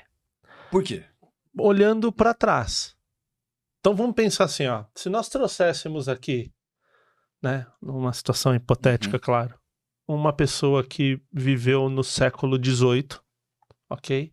Sentássemos ela aqui e falasse assim, ó, deixa eu te falar uma coisa, sabe aquele tear que você faz na mão? Surgiu um negócio chamado máquina a vapor. E agora é uma máquina. O cara faz, sei lá, 10 metros de tear por dia, a máquina faz 700. Tanto que tem até uma discussão polêmica, né? Tudo que envolve isso tem polêmica, mas é uma visão interessante, que quem a Inglaterra foi muito contrária à escravidão em um determinado momento da história. Sim. Então, que bonzinho, né? Os caras proibiam a escravidão. Por quê? Porque o escravizado naquele momento ele não consumia. Você tem uma máquina, você fazia 10 na mão, a máquina faz 700, você fala, pra que eu vou fazer 700 se não tem quem consuma? Então a gente tira a escravidão, dá um emprego pra esse cara e põe ele numa outra escravidão, que é a escravidão do consumo, na qual a gente E cria vive. o mercado consumidor e vai colonizando. Porque senão, se eu só tenho elite, eu não tenho como produzir. Ninguém vai dar conta dessa produção em massa. Então, se a gente falasse isso lá para uma pessoa que viveu antes da Revolução Industrial, o que provavelmente ela faria? Ela falaria: ah, que absurdo, agora ele não faz isso, é uma máquina que faz. E a capacidade de ter ar? E a capacidade de fazer na mão? E a capacidade... Então, assim, ó, na minha humilde visão sobre tudo isso, eu vejo que a história vem mostrando que a tecnologia vem facilitando a vida. Então é nítido que viver em 2024 é mais fácil que viver em 2023.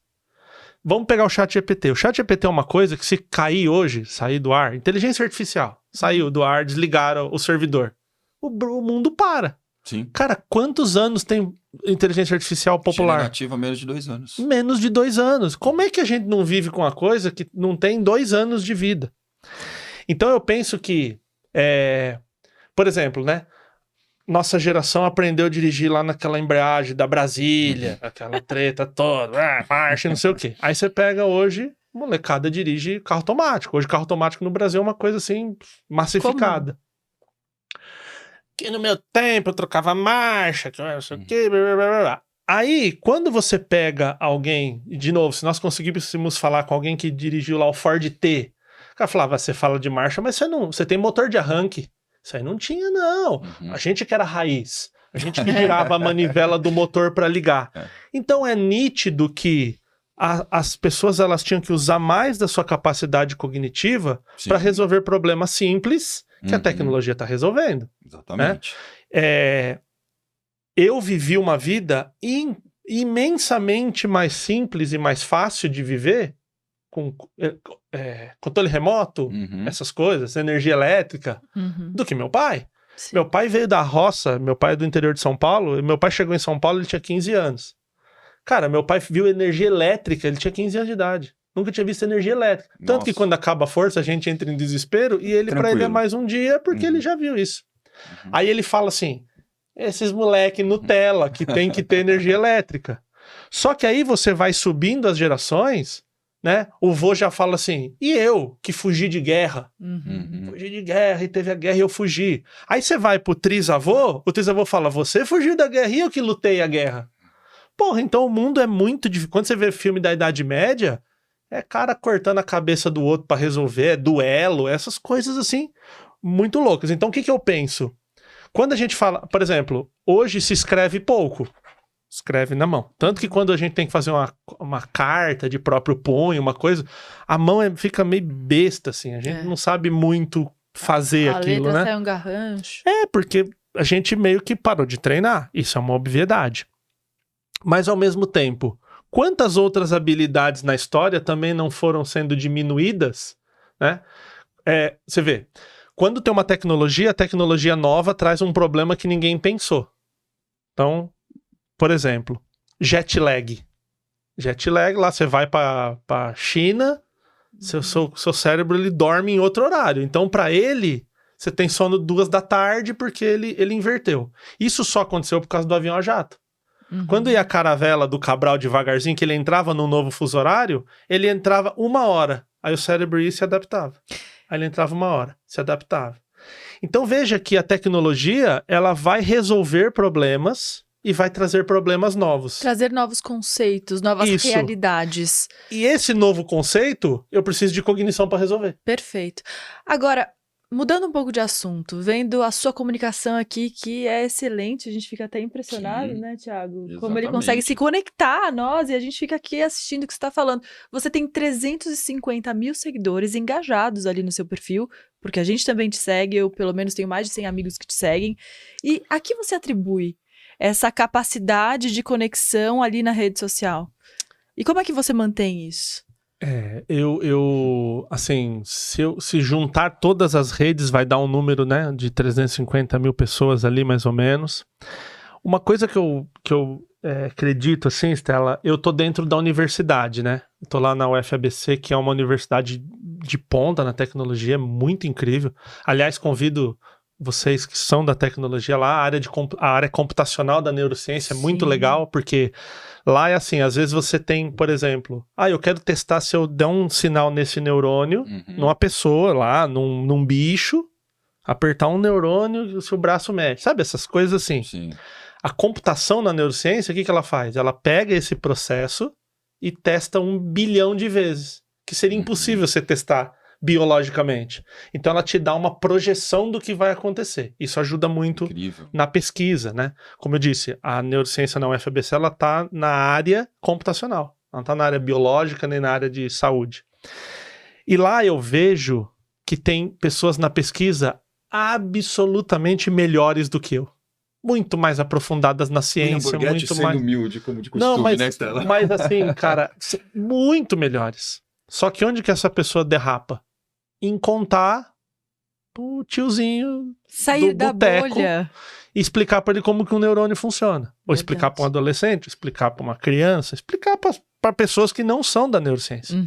Que a própria tecnologia, você chega assim pra massa brasileira e fala assim, não, porque lá tem o binário e aí o prompt, a pessoa fala, mano, o que é prompt? Não é outra língua. Exatamente. Eu queria conectar mais uma pergunta, fazer um gancho aqui, Stella, por gentileza. Já que ele citou a UFABC, um abraço para os meus amigos da UFABC também, e essa conexão tecnológica da Universidade Federal aqui do ABC entre neurociência e computação, realmente.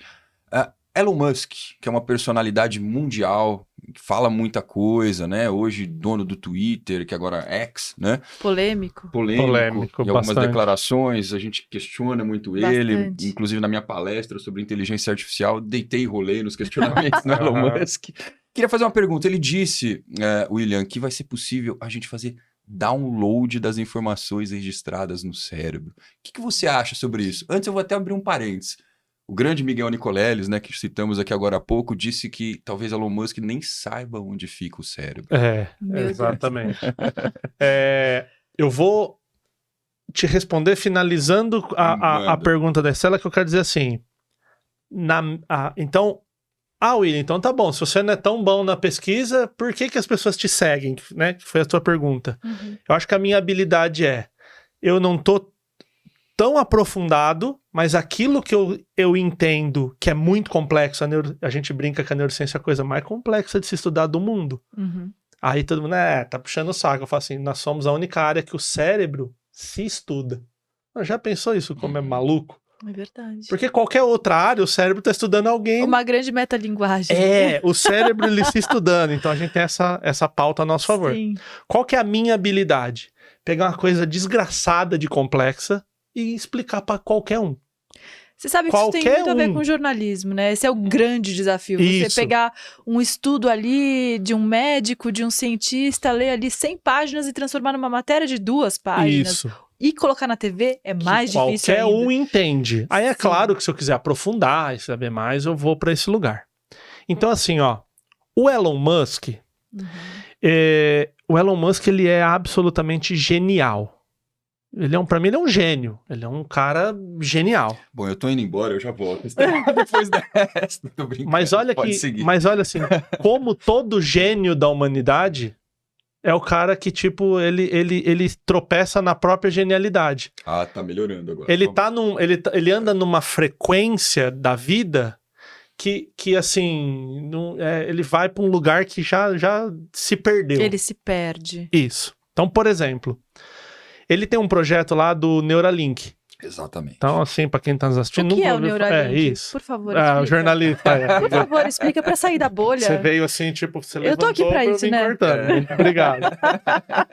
O Neuralink, basicamente, você coloca um eletrodo no cérebro e esse eletrodo vai captar informações, inclusive o download, e você vai baixar informações, você vai poder curar, vamos supor, tem a depressão, o Neuralink vai lá e alinha o que tá dando depressão e te deixa Difícil curar. Acreditar. Isso é a ideia do Elon Musk. Aí por isso que eu falo. Aí o que ele fez? Eu acho que a hipótese na ciência é a coisa mais linda que tem. Pensa assim, o Santos Dumont, ele falou assim, mano, e se eu pegar um negócio, abrir as asas e jogar ele voar? Provavelmente a imensa maioria das pessoas é doido. Vai morrer. Né? Voar não existe. E o Santos Dumont foi lá e provou que dá pra voar. Irmãos Wright voa na catapulta, né? Não vem não, nós somos o time Santos Dumont aqui. Sem dúvida. A questão aqui é o Elon Musk levantou uma hipótese. Isso, parabéns, palmas pra ele. Só que aí não funcionou. Inclusive a PETA, que é aquela Associação Mundial de Proteção aos Animais, a PETA tem um monte de processo contra o Elon Musk, porque ele faz teste em macacos, porque é o cérebro que mais se aproxima ali, e tá matando um macaco pra caramba, fazendo o teste do Neuralink e não anda. É uma pesquisa que não anda. Então eu penso assim, ó, por exemplo, ele barateou a ida ao espaço, e a gente, pra que tem espaço, né? Toda vez que você usa o seu Waze, aí de graça... Tem um satélite. Tem um satélite. Então o Elon Musk, ele revolucionou essa área. Tinha aquela coisa muito só a NASA faz, e só a Rússia ali na Guerra Fria, e o Elon Musk botou no jogo uma coisa, barateou o processo e tal. Custe o que custar. Então, assim, genial nesse ponto. Barateou, né? Talvez não seja a palavra, né? Porque custa alguns milhões para dar uma voltinha ali mas, por exemplo, na órbita terrestre. Ele sobe... O Sérgio Sacani fala os dados muito legais, assim, depois a gente pode até levantar para colocar, mas ele fala assim, a NASA gastava lá 1 bilhão para subir um satélite, o Elon Musk começou a melhorar o processo, porque a NASA tá usando dinheiro público, então os caras falam assim, bota essa porra aí, tem verba, bota para andar. Ele, como é o dinheiro dele, ele falou assim, não, isso aqui dá pra melhorar, isso aqui dá... Então ele enxugou o orçamento. Perfeito. Então o que eu vejo? Ele tá batendo num negócio, e aí a brincadeira é assim, ó. Se você tem um conhecimento aqui e uma comunicação aqui, você tá sendo subutilizado. Sim. Você é uma Ferrari que tá carregando cimento.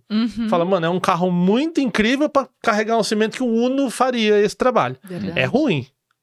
Só que isso aqui, ou seja, você tá comunicando mais do que você conhece, é estelionato, o nome disso aqui. Sim. Então, por muitas vezes, o Elon Musk chega a cometer um estelionato. Ele engana dizendo, por exemplo, que vai baixar a informação. Por que não vai baixar a informação? Porque a memória, ela não está num lugar do cérebro. Que a gente tem essa ideia, desde quando o Turing fez lá, né, a máquina de Turing, a ideia de como processar informação, quem assistiu, como é o nome do filme lá do Enigma? Puxa vida. Aquele filme é maravilhoso. Sim. Que ele decifra o código da Alemanha nazista e tal. Então a ideia é... Jogo da imitação. Puta filme.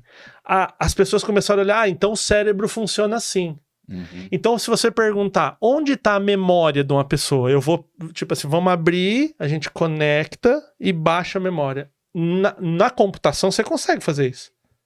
No cérebro humano não, porque é uma rede. É uma rede funcionando. Então, memória envolve, por exemplo, 5 sentidos. Se você sente um cheiro, às vezes, de um café, você fala, nossa, te minha avó fazia café. Memória é essa que não é possível de ser apagada no cérebro, não, pelo próprio cérebro. Não é possível. Um registro infinito, um registro permanente. Né? Onde a gente vê a prova disso? Usuários de droga, usuários de álcool que param. Quando você vai lá no Alcoólicos Anônimos, eles sempre dizem assim, você não se curou do alcoolismo. Você é um alcoólatra, um alcoolista, né? A palavra alcoólatra tem se usado menos. Você é um alcoolista em remissão. Quando a pessoa tá tratando um câncer, ele fala, o câncer curou. Eles usam a palavra remissão do tipo, fica de olho, mantém os exames, né? Por quê? Porque a memória do uso da droga tá lá. Então você pensa assim, uma pessoa nunca usou droga, ela vai aumentando a memória, vai aumentando, ela chega aqui, aí ela para de usar. Se ela usar de novo, ela fica um tempo. Se ela usar de novo, ela não começa do zero e vai escalando, ela já começa do alto. Que é isso que o Thiago tá falando, que não se apaga uma memória. É por isso que é tão difícil tratar um trauma. Exatamente. E outra, a memória e a emoção e a atenção, elas estão sempre ligadas. Por que uma pessoa que bebe muito não lembra no dia seguinte de muitas coisas? Aí é errado falar que não lembra. Ah, William, mas eu não lembro. Eu falo, pra lembrar, você tem que ter registrado. Certo? Você tem que ter registrado. O álcool tira a gravação. Você tá apertado, o REC tá apertado ali, ele fala, pausa, não vai gravar mais a partir daqui. Por isso que você não lembra. Sim. Ou seja, não é que você não lembra, você não registrou, porque o álcool, ele não deixa os neurônios trabalharem como precisa. Então, nessa visão, você nunca vai conseguir baixar uma memória uma vez que você não tem onde buscar essa informação. É uma rede. É igual, assim, sei lá, tentar na natureza, você pegar toda a chuva do mundo. Você não sabe onde vai chover, que área que está acontecendo, porque é uma série de fatores que acontecem aquilo ali. Então, assim, nessa parte, o Elon Musk, ele viaja, mano. Ele vai muito mal, assim. Principalmente... Você começou mal a resposta, mas terminou bem, né?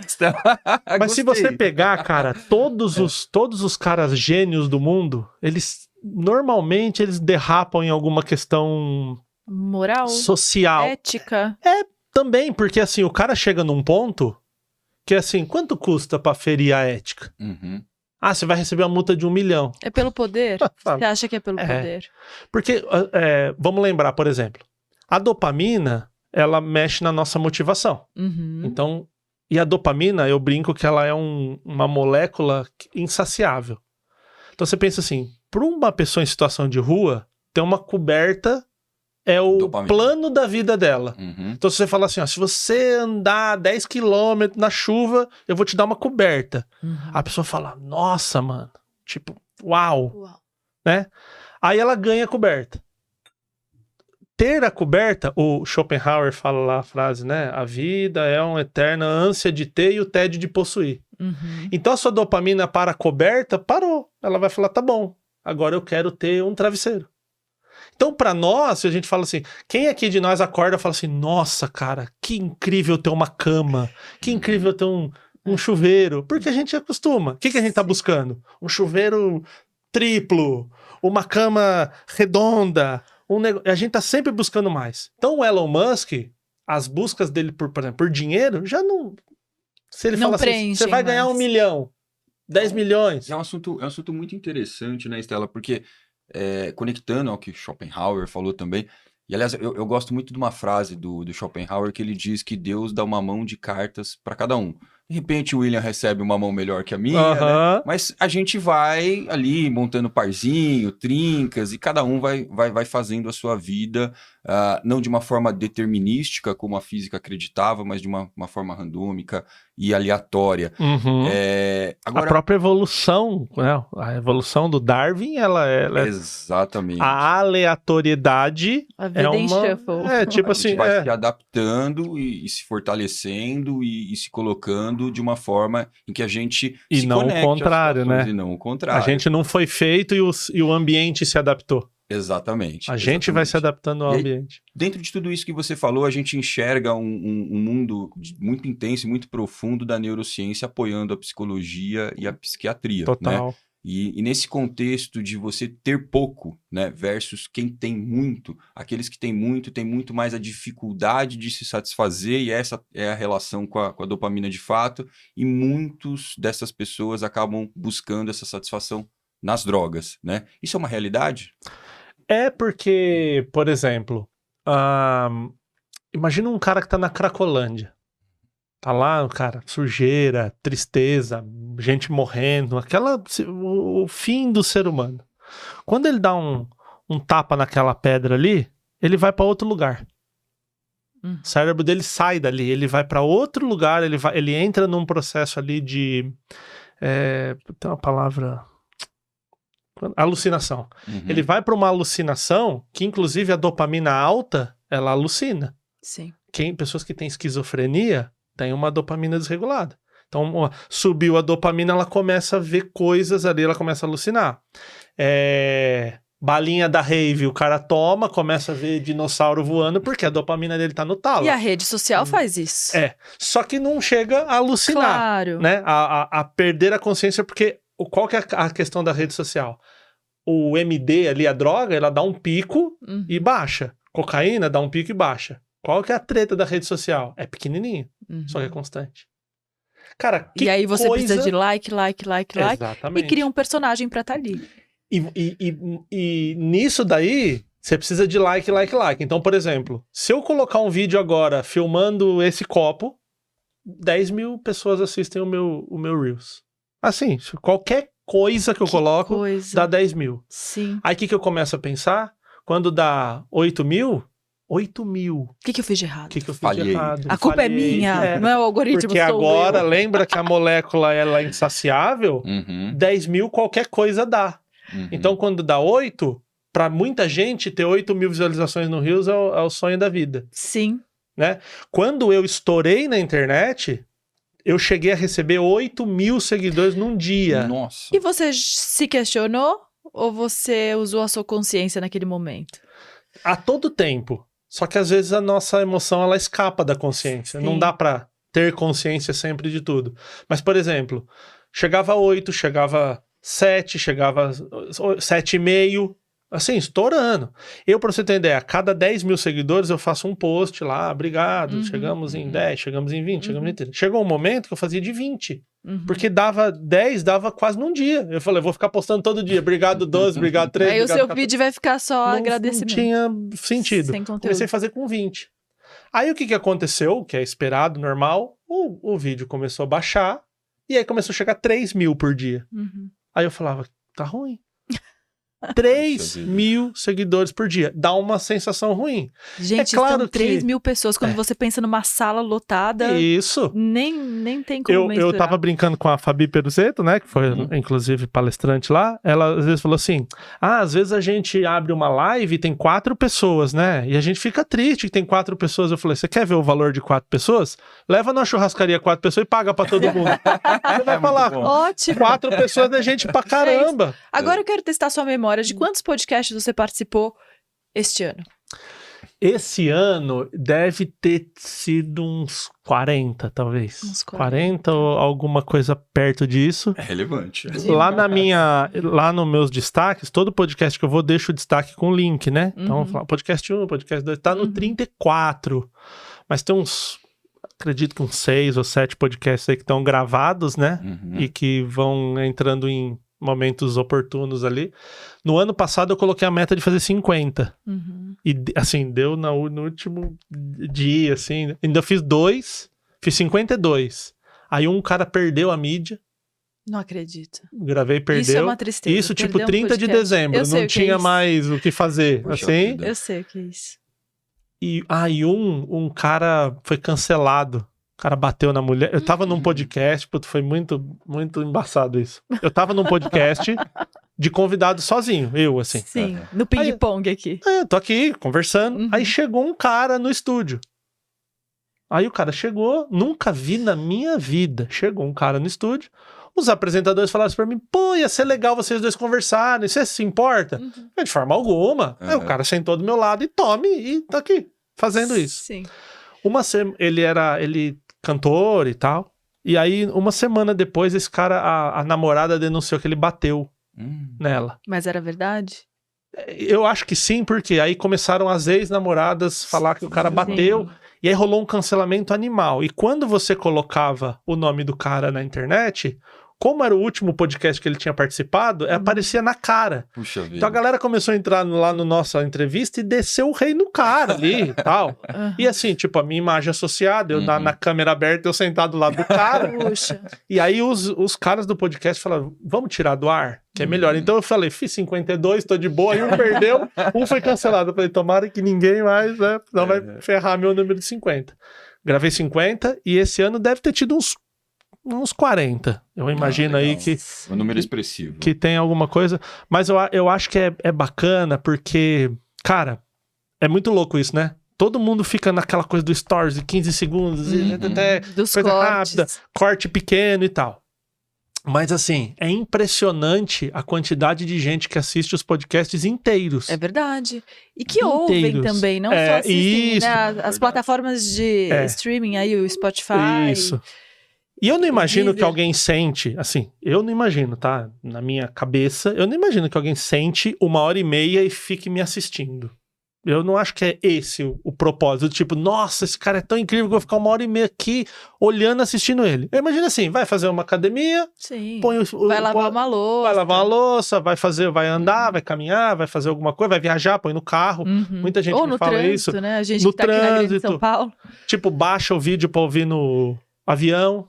Agora, faz parte de um propósito de vida estar aqui comunicando, passando o que você aprendeu, o que você aprende todos os dias com os adolescentes, né, Thiago? Porque a gente aprende muito. Total, assim, pra mim, eu falo que se hoje uma pessoa falar pra mim assim, se você é o gênio da lâmpada, fala assim, você pode escolher a profissão que você quiser, do mundo, assim, a que você quiser. Eu falo, dá pra outro, velho. Você já tá satisfeito? Já, muito. Com o que eu faço, sim. Não tô satisfeito onde eu quero chegar ainda. E onde você quer chegar? Eu quero. Exatamente. Eu tenho uma vontade, assim, e é aqueles. É um meio Elon Musk, assim, é megalomaníaco o meu projeto, né? Mas tá vendo? A gente mede mede na Lua e acerta as estrelas já é bastante, né? Sim, com certeza. Mas eu queria muito que as crianças do Brasil todo, e eu tô falando assim, o fundo do Piauí lá, não tem nem o que comer, mas essa criança tivesse acesso à neurociência. Porque assim, eu resolvo tanto problema da minha vida sabendo como que funciona. É igual, por exemplo, você vai falar em público. Aí começa a dar frio na barriga. Eu sei lá, mano, eu já devo ter feito mais de 1000 apresentações na minha vida. Toda vez que eu vou falar, eu tenho frio na barriga. Sim. O coração dispara, a mão sua. É normal. Só que por entender que isso é um processo normal, eu sei assim, isso aqui vai liberar no hipotálamo uma informação pra minha glândula suprarrenal. Tipo, tem um entendimento do que tá acontecendo, eu falo, isso aqui é meu corpo agindo. E só o fato de você assumir que você tá sentindo aquilo, já parece que acalma, né? Você chegar num palco, gente, tô nervosa, aí parece que passa, né? Agora, quanta gente não sente isso, acha que tá errado, então, ter frio na barriga é errado, é porque eu tô com medo, e entra num processo de ansiedade que ela não consegue falar. E isso se a gente for jogar relacionamentos amorosos, entrevistas de emprego, participação, qualquer coisa que você tem que falar. Quanta gente que nós conhecemos na nossa vida cotidiana, que você fala assim, mano, essa pessoa num podcast contando o tio que pinta a parede, você fala assim, mano, como é que o cara acerta o canto? Se o rolo é desse tamanho, como é que ele acerta o canto? Aí vem o cara que te explica, não, no canto a gente tem um pincelzinho, tem um não sei o que lá, tem um giz.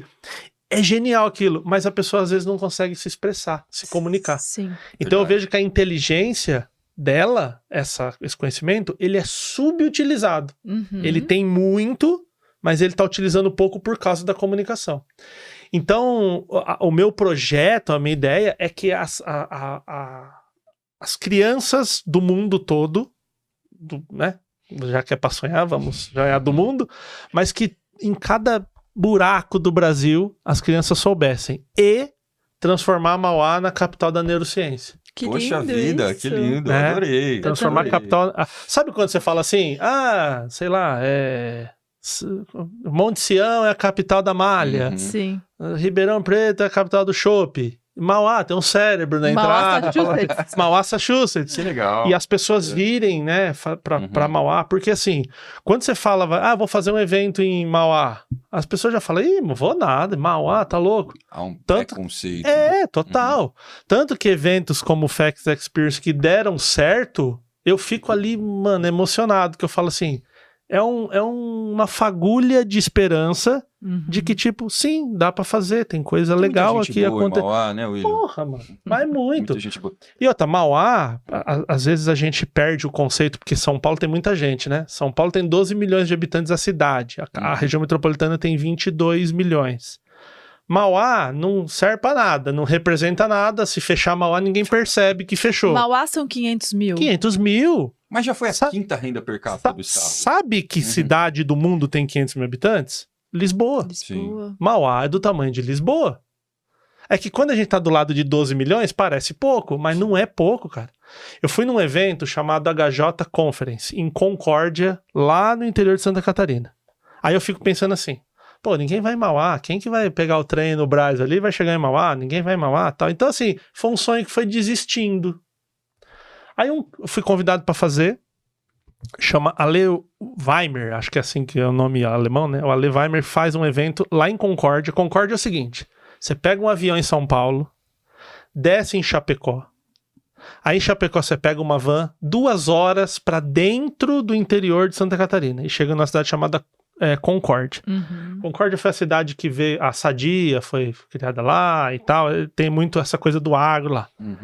Cara, quando eu comecei a ir e não chegava, eu falei assim, não vai ter ninguém lá, não é possível. Eu que sou o palestrante, esse trampo, mas assim, eu tô indo trabalhar. Se tiver 10 horas de van, a gente vai porque a gente tá indo trabalhar. Será mesmo que alguém vai num evento no fundo de Santa Catarina?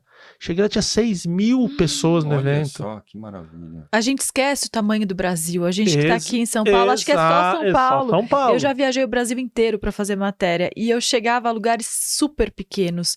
Como tem tanta gente aqui, como esse lugar engajado se sustenta. E a internet, a tecnologia tem muito a ver com isso, né, Thiago? Isso. Esse é o lado bom da tecnologia, por isso que esses podcasts são tão importantes. Exatamente. E que louvável que você participe de mais de 50 podcasts por ano, né? Isso é muito legal. E aí eu falei pro Ale, pro criador do evento, eu falei, cara, você me deu um tapa na cara, assim, porque eu pensei, cara, a cidade tem 70.000 habitantes, uma infraestrutura, assim, complicada de chegar, e tem um negócio assim, por exemplo, se desce a névoa na serra, leva o dobro de tempo, tudo pra dar errado, e o cara vai lá e faz e bota 6.000 pessoas. Mauá, por todos os problemas que tem, eu tô a meia hora de Cumbica, eu tô a 40 minutos do Brás de trem, o trem desce na porta da cidade, né? Tem o Rodoanel. Tem o Rodoanel, e tem 500.000 pessoas, tem, sei lá, 7 vezes o tamanho da cidade, só em Mauá. Fora Santo André, porque lá, as cidades do interior é assim, tem a cidade, aí você anda um monte de tempo, tem a outra.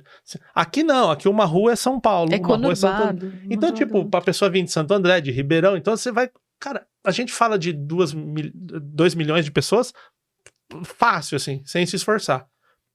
Então, assim, se aquele cara fez, eu tenho que fazer aqui, porque tá muito mais fácil pra mim do que pra ele. Sim. E eu falei isso pra ele, eu mandei uma mensagem, ele falou, pô, que legal, inspirar. Então, assim, o sonho é tornar essa capital onde as pessoas, a criança pobre, que muitas vezes a única saída pra ela é o tráfico, é fazer coisa errada, é chegar pro moleque e falar assim, mano, você quer ser traficante, aviãozinho do tráfico? Fala o que você quiser, o problema é teu. Mas tem outra opção. Sim, muito bom. Tem a ciência, tem o estudo. A gente tem um propósito muito interessante também aqui, vou aproveitar o gancho. Merece até um presente. Merece. A gente vai para o momento presente já, Estela. Tá bom. Muito tão esperado por esse programa. Ninguém sai de mão abanando aqui. É o arquivo confidencial. Né? É verdade. Mas daqui a pouquinho eu vou falando aqui para nossa audiência, que tem uma audiência muito forte na área de marketing, porque a realizadora desse programa, a Phoenix Systems, é uma empresa de tecnologia para marketing, e a gente vem fazendo podcasts com o ecossistema dessa área. Então, muita gente de marketing está assistindo e eu quero fazer uma pergunta, minha última pergunta relacionada a marketing. Mas antes, como disse a Estela, temos o nosso momento presente. Então, eu queria entregar aqui uma lembrancinha do programa para você. Olha, que Fica legal. à vontade para abrir agora, mostrar para a câmera. Fino, hein? Espero que goste. Só pela capa, olha aí, ó. Descreva, William Borghetti, o que você está ganhando. Para quem está ouvindo pelo Spotify também, lembre-se, nem tudo aqui, é imagem. Cadê a diretora? Dá para ver? Aqui assim, ó. Aê, absolutamente personalizado. Deixa eu abrir aqui. É uma agenda isso, Thiago? É uma agenda, existe ali um carregador de celular, porta-cartão, tem uma série de funcionalidades. Parece assim, um Moleskine, é um Moleskine. Um Moleskine. Que legal. E aqui ele tem um espaço para... É uma bateria, é isso? Sim, é uma bateria. Uma bateria externa? Olha que legal. Exatamente. Para você que viaja bastante, palestrando. Você vê, por favor, tecnologistas do mundo, tem que melhorar a bateria do celular. Tem que ter uma bateria que dura mais. Olha aí. Que legal. Muito bom. Inclusive, ó, tipo C, que é o mesmo conector que bom. Aqui. Acertamos, então. Agora vai levar a Fênix aí pelo Brasil. A Fênix e o Podfacts. É isso aí. Bom, William, obrigado. Presente dado. Gostei muito do presente. Que bom que você gostou. E agora eu queria fazer minha última pergunta, depois a Estela vai fazer a dela também.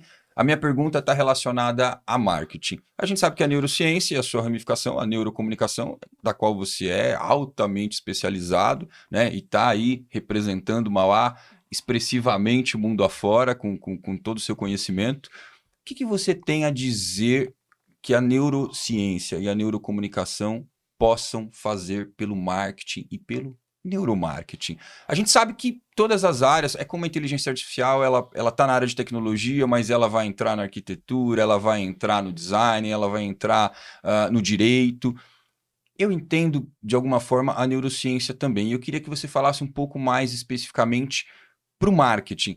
E, claro, né, a gente até fez uma perguntinha ali no começo para o marketing digital, as redes sociais. Muito bom. Cara, para mim, assim, de novo, puxando o saco para nossa área, né? Mas, assim, a coisa mais importante no marketing, e aí a gente pode englobar marketing como venda, como né, propagação ali do conteúdo. A coisa mais importante do mundo é você compreender quem está te assistindo. A velha história, quem vende para todo mundo não vende para ninguém. Você não tem que conhecer o público. Tipo assim, põe para todo mundo o meu conteúdo, né? Tanto que se você usa, quando você vai lá fazer uma postagem turbinar, lá, aquele botãozinho lá, o que o Instagram faz? Ele não entrega para todo mundo. O algoritmo fala assim, eu sei que essas pessoas aqui gostam, a gente até tava brincando ali fora, né? A pessoa clicou no meu vídeo, se lascou, todo mundo reclama do algoritmo, eu falo, o algoritmo tá do meu lado, né? Só que a gente, às vezes, por exemplo, a gente reclama do algoritmo. Algoritmo, não sei o quê, não tá entregando, não tá não sei o quê. Mas se a gente for parar pra pensar, imagina você abrir o teu Instagram, ou qualquer outra rede social, e começar a aparecer vídeos de coisas que não tem nada a ver. Abrir lá o meu e fala assim, compre a cola de dentadura. Mas eu não uso dentadura, porque não faz nenhum sentido. Compre um berço. Eu falo, mas eu não tenho filho. Compra. Então, assim, você fala assim, horrível. O que o algoritmo faz? Ele aprende o nosso comportamento e vai entregar aquilo de melhor. Só que para conhecer o que as pessoas gostam, precisa estudar comportamento. Sim. Então, hoje, o maior contratante de neurocientista do mundo são as Big Techs. Onde os neurocientistas do mundo estão trabalhando? Microsoft, Google, Apple. Né? Exatamente nos algoritmos de rede social. Exato. O que é uma bênção e uma maldição, né? Sim. Então, por um lado, você compreende, mas aí também tem um lado assim, viu? Tem um negócio aqui que é a dopamina, se você ficar mandando aqui, vai ser legal. Olha que interessante. Quando eu fiz a conta no Threads, eu não seguia ninguém. Fiz a conta lá, porque lembra que chegou uma hora que o Instagram falou assim, aperta um botão e cria uma conta. Falei, todo canal pra mim, outra, você posta em um, sai no outro. Eles facilitaram tudo pra você. Facilitaram tudo. O que acontecia? Eu não seguia ninguém, não sigo ninguém no Threads. Eu não tenho... Então ele me manda lá o que ele acha que eu consumo. Sabe uma coisa que me aparece todo dia? O quê? Mulher de biquíni, mulher de decote, coisa sensual. E aí eu vou lá no algoritmo, não tem interesse. Não tem interesse. Porque eu sou santo e nada disso. Acho muito bonito. Só que eu sei a metodologia daquilo ali. Sim. E o que vai te trazer?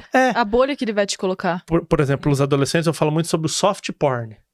Então tem aquela coisa, pornografia lá, e relações sexuais filmadas e tal. Isso é um pornô hard. O soft, o que é?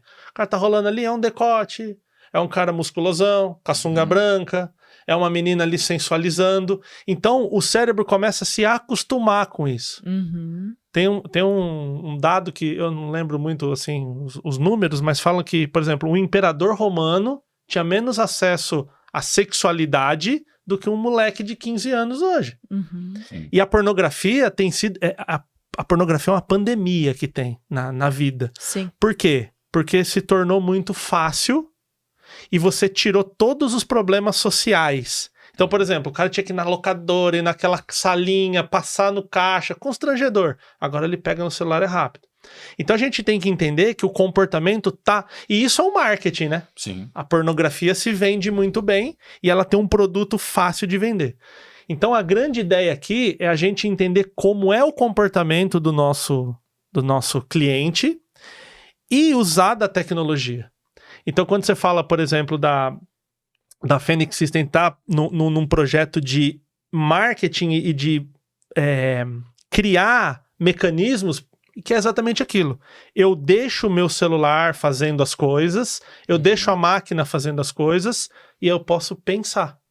Então, por exemplo, né, eu faço uma brincadeira que é meio ruim, mas é uma que eu gosto de fazer, que é assim, se eu morrer hoje, até dia 15 de novembro vocês vão ficar vendo vídeo todo dia meu lá. Tá tudo lá colocado. Vocês não vão esquecer de mim, até 15 de novembro. Você deixa ali a máquina trabalhando para você. Exatamente. Tá certíssimo. Então, por exemplo, eu tenho uma quantidade gigante de conteúdo gravado. Vamos pôr 90 podcasts do ano passado para cá. Até 2027 tem Deve conteúdo? ter umas... Sim, com certeza. Sem dúvida. Deve ter umas 200 horas de gravação para mais, né? Um pouco a gente faz. É um legado ou uma imortalidade? Mas esse é o coisa. gancho da minha próxima pergunta, William, que é o seguinte: a comunicação ela serve como meio de transporte do conhecimento, de geração em geração, Perfeito. Traz as informações do passado. Por isso só se o ser humano questiona tem. que só o ser humano tem, por isso se questiona quem escreveu essa história. A gente sempre tem que pensar nisso. Isso. E aí, levando isso em consideração, qual é a dica, o conselho que você daria para as pessoas que têm medo de falar para a câmera, que têm medo de estar aqui num ambiente controlado, com luz, câmera, uma diretora, enfim, você como neurocientista, especialista na sua área, um grande entusiasta da cultura e do conhecimento, o que você diz para essa pessoa? Eu tenho uma bem rápida, assim. Essa noite, alguém vai passar a noite em claro, sofrendo com um problema que você resolve. Mas você tem medinho de falar na internet, porque você tem medo de quem não vai gostar. Às vezes alunos chegam pra mim e falam assim, William, mas e se eu colocar e tiver um hater? Eu falo, você tá se achando muito, você acha que ter hater é fácil, mano? Você acha que ter hater é fácil? Você tem que fazer a diferença. Não, você tem que estar muito influente pra alguém vir lá e te xingar. Sim. Porque senão a tua opinião, ela... E às vezes o pessoal fala, mas aí eu tenho medo de colocar lá e alguém vir me zoar. Eu falo, fica tranquilo, que você... sabe o que você tem que ter medo? De botar e ninguém ver, que é o que vai acontecer. Aí a pessoa põe um vídeo, tem duas curtidas, aí ela fica frustrada que ninguém viu. Eu falo, você tá achando? Então olha o trampo. Então eu falo assim, quando você tiver hater, significa que você cresceu muito. Só que tem um andar maior ainda, que você cresceu muito mesmo. É quando alguém que você nunca viu na tua vida entra lá e te defende, briga com o hater. Então ter hater é sinal de sucesso. Ter uma pessoa te defendendo que nunca te viu é muito sucesso. Vou usar essa régua do William Borghetti. Com certeza. Boa. Então assim, essa noite uma pessoa vai passar a noite em claro, sofrendo com um problema que você resolve assim. Sim. Mas aí você não quer se expor, você não quer falar. E assim, quando eu olho pra mim na produção de conteúdo, nossa, o que vão achar de mim? Será que vão olhar? Será que meu cabelo tá bom? Será que isso aqui lá, minha roupa? Eu tô olhando pra mim, né? Eu tô fazendo o egoísmo. Ismo na língua portuguesa é relativo a, então, patriotismo relativo à pátria, empreendedorismo relativo ao empreendedor. Egoísmo relativo ao ego, a eu. Sim. Só que aí eu pergunto, eu ponho o que eu tô falando no meu vídeo, eu sei. Não é pra mim aquilo ali. É pra aquela mãe, pra aquele pai, pra aquele professor, pra aquele profissional que tá precisando daquele conteúdo. Aí eu vou numa outra palavra, que é altruísmo. Altru em latim significa outro. Ou seja, o outro é o importante. Então quando eu faço o meu vídeo para o outro, mesmo quando eu tenho uma carga de hater gigante, eu penso, estão me xingando, mas alguém tá mudando a própria história com a família por causa desse vídeo. Perfeito. Então isso me faz aguentar a porrada te dá força. Tranquilo. Agora, diga, te interromper. Imagina. Eu tenho uma grande amiga que é roteirista, inclusive ela tá aí nas grandes plataformas de streaming, e ela publicou um vídeo ontem, justamente foi um corte, dizendo que quando você vai escrever uma história, que essa história mude primeiro a sua própria vida, pra aí você colocar no papel, porque se mudou a sua própria vida, com certeza vai mudar a vida de muita gente. A sua vida mudou muito desde que você começou a trabalhar com neurociência, de fato? Nossa, muito assim, muito. E graças a rede social, a tecnologia, a tudo isso, porque assim, por mais que eu, fizesse o melhor conteúdo do mundo, eu ia ficar restrito a meia dúzia de aluno em Mauá, né? Tipo assim, aquele professor que é conhecido na cidade, antigamente, que não existia internet. Hoje, eu tô falando, cara, tem gente, gente de onde eu nem imagino. Gente de Angola comentando. Eu falo, cara, imagina que tem uma pessoa em Angola nesse momento assistindo meu vídeo. É muito louco. Haters e defensores do mundo inteiro. O hater não passa de 2%. É que eles são barulhentos, né? Eles são... Você responde? O cara... Nenhum. Às vezes que eu respondi, me arrependi. Porque você tá dando ao inimigo o que ele tá pedindo. O alimento. É igual se ele pegasse assim, falasse assim, nossa, se ele entrar aqui, tem um calabouço, ele vai cair, assim. Aí você vai lá e entra. É burro fazer o que o inimigo tá querendo, né? Perfeito. Eu fui pegar o voo pra Uberlândia na semana passada, aí eu entrei na fila lá do embarque, aí uma mulher com a roupa da Latam falou assim, William... Eu falei, porra, Latam, tá top, né, mano? Chamando cada passageiro pelo nome. Eu falei, isso, né? Achando que ela reconhecimento facial. Eu né? assisto teus vídeos. Que demais. Eu não sei o que, teu conteúdo é muito bom e não sei o que e tal. Aí eu tava sentado com um cara no banco, assim, um cara sentado do meu lado, fizemos a viagem, e depois a gente conversou, ele falou assim, porra, mano, eu vejo teus podcasts, como é que eu não te reconheci do meu lado? Então é muito louco que chega em lugares, assim, absurdos, as pessoas me falando assim, eu te segui e vi que vários amigos, você até comentou, né? Vários amigos te seguem e tal. Isso é muito legal de poder levar, a palavra chega em lugares muito, assim, inimagináveis. E não tem outro jeito que não seja com a tecnologia. Verdade. Então a galera bate... tem coisas horríveis na internet, cara. Horríveis, assim. Pedofilia. Sim. Coisas, assim, absurdas. Crimes dos mais absurdos. Horrendos. Só que, se a gente olhar pra sociedade, é a mesma coisa. Então você fala assim, nossa, tem um ser humano que para a vida dele pra ajudar pessoas em situação de rua. Mas tem estuprador também, então o ser humano não presta. A internet é um modelo virtual de uma sociedade. Tem um monte de coisa que não presta, tem um monte de coisa ruim, mas também a gente se conhece pela internet. Eu conheci a minha namorada pela internet. Olha a influência dessa tecnologia na minha vida. Então, eu sou muito favorável, eu acho que as pessoas têm que acessar, mas é uma ferramenta. Você pode pegar uma faca e usar para facilitar a tua vida cortando alimentos, ou você pode agredir alguém. Sim. Não é a faca o problema. Tirar facas do mundo não vão resolver o problema. É o uso que se faz. Então, ter essa consciência, ter essa cultura, ensinar que os mais novos que isso aqui é uma ferramenta muito potente. Mas ela é feita, quando eu falo de vício para adolescente, eu falo assim, você acha que se você fumar um baseado você vai se sentir mal? Pelo contrário. Aquilo é feito para você se sentir bem. Se você tomar um álcool, se você cheirar cocaína, se você usar pornografia, tudo isso é feito para você se sentir bem. E é por isso que vicia. Já viu alguém viciar em carpir terreno no sol? Não. Não vicia. Com certeza, né? não. Mas que pena, Stella Jordi, que estamos chegando ao fim não acredito. desse papo. Tem um monte de pergunta ainda para você. Temos um monte de perguntas, por isso que a gente já vai deixar o convite aberto aqui para que o William Borghetti possa... Diretora, tira o corte já que eu tô convidado, hein? Segundo. Se ele não me convidar, eu cobro ele com a... Aliás, o William Borghetti está cheio de convites aqui. Ele não só ganha presente, como ganha muitos convites. Verdade. Ele tem convite para palestrar no Flex3 Experience. Já tá registrado aqui, hein? Tá gravado. Tá. Ele tem convite para voltar ao PodFacts. Por favor. E ele tem um terceiro convite que eu ainda não fiz, vou fazer agora, Stella Jordi, ela que não anda, desfila. Olha só. Que moral, hein, Stella? Que moral. Eu convido o William Borghetti também a ministrar aulas no Instituto Phoenix Systems. Uau. Já que ele colocou aqui esse sonho pra gente de levar a neurociência para as crianças, levar para Mauá, para as comunidades.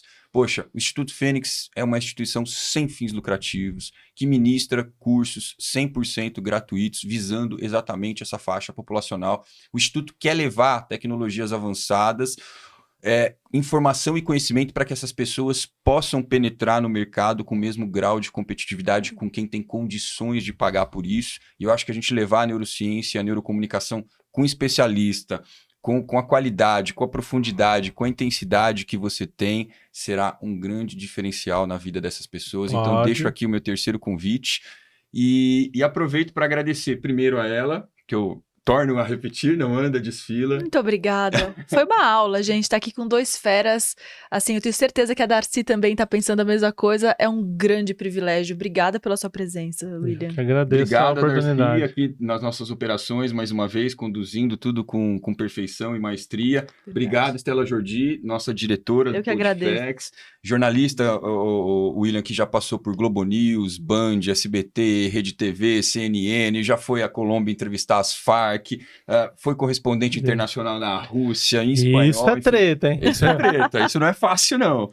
E agradecer a você, claro, William Borghetti. Nos conectamos recentemente, apesar de muitos amigos em comum, né? Nós não tínhamos esse conhecimento.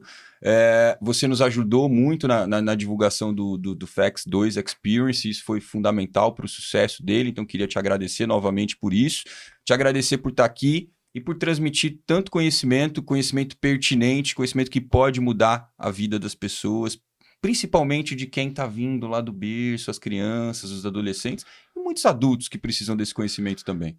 Muito obrigado pelo espaço e, cara, já o convite aceito já para participar. Eu tenho que chegar em quem não pode. Você sabe que, assim, muitas vezes eu já fui chamado para dar aula em escolas que o ensino médio custa R$8.000.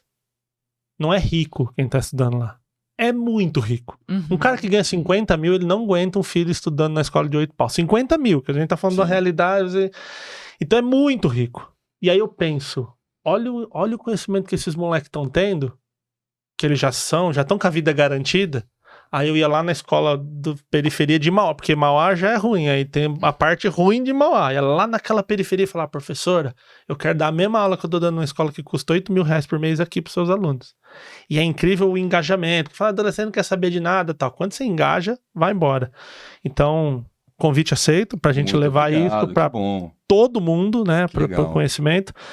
Obrigado pelo espaço aqui, tá? Não sou, assim, umas Farc, é interessante a entrevista. Mas é treta, mais fácil, não é mais fácil aqui. Tem que trazer pro chão toda hora. Isso é muito bom. Que, aliás, é uma baita habilidade, queria te parabenizar aqui, porque eu, para abrir as tampas da panela, eu vou indo embora, né? Em aula, eu sempre falo pros alunos, me lembra do que a gente tava falando, senão eu vou abrindo. E, cara, obrigado pela oportunidade, e eu acho que, assim, são coisas que vão acontecendo para nos unir, e aí a gente vai ficando mais forte, né?